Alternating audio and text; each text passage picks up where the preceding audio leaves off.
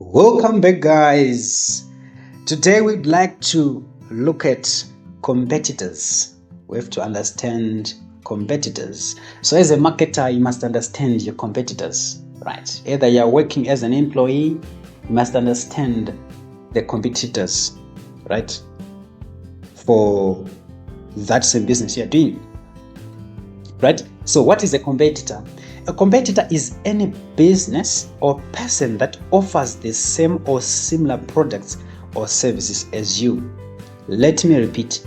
A competitor is any business or person that offers the same or similar products as you and is targeting the same customers. In other words, you've got the same targeting market, right? So that's a competitor. In simpler terms, a competitor is someone trying to win the same customers you are, right? So basically, that's a competitor. So we have different types of competitors. We have direct competitors, we have indirect competitors. So when you're saying direct competitors, it means they offer the same product or service as you. Maybe you are offering electrical services, you're offering solar services, you're offering web development services, right?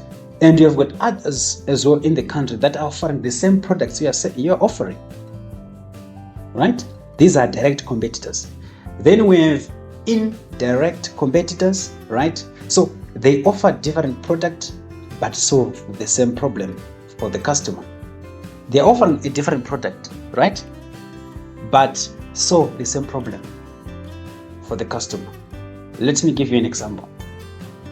If you create websites, a business offering a mobile app that replaces websites could be an indirect competitor, right? Maybe you're creating a web application that does 1, 2, 3 things. Maybe it's a tender management system. So it needs for someone to have a browser and go online and look for the resources in the system. Then there is someone who is developing a mobile application or who develops mobile apps, right? For the same functionality that the web application does, and the mobile application also does the same. That is an indirect competitor, but you're solving the same problem, right? So basically, that's these are the types of competitors that you have to understand, right? So why competitors matter? So I heard a lot of people hating competitors. Of course, yes, they are destroying your business sometimes, and maybe they are threatening you. You're not sleeping in the night because of them. Of course, I understand, but they matter, right? Why they matter? They can push you to improve your services, right? You have to improve your service. You have to be innovative. You have to find ways and solutions to grab the customers, right?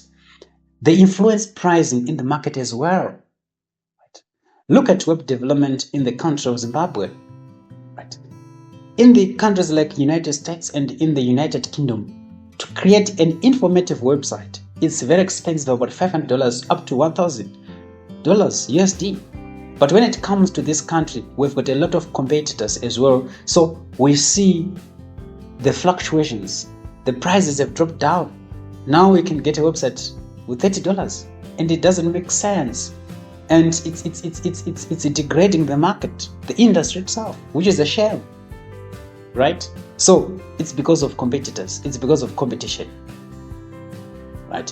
And also they give you a chance to study and stand out by doing things differently or better. So instead of offering the same service, perhaps you can become innovative and innovate new products or new services, right? So that challenge is needed in the business growth. If you're looking to extend, or if you're intending to extend the business, you have to have competitors. They push you out of the boundaries. They move you right from your comfort zone. So they matter. So as a marketer, you must love these competitors because they help you to learn a lot and be innovative enough. Right. So basically, the key question that you have to ask yourself as a marketer is, who else is offering what I offer or what we offer? What are they doing well, and what are they not doing well? What are their weaknesses? How can I offer more value, better quality, or faster service? So this basically comes to what is called the situational analysis that you have to do before you develop a marketing plan. We're going to learn that one in detail, right? You have to do situational analysis, whereby you do what is called the SWOT analysis, whereby you look at the strengths, the weaknesses, the opportunities, and the threats of your company. What are the strengths of your company? What are the weaknesses of your company? Sorry. And what are the opportunities that you can capitalize as a company or as a marketer, right? Then the threats. What are the threats? Now we are looking at the competitors. What are they doing? That's the SWOT analysis.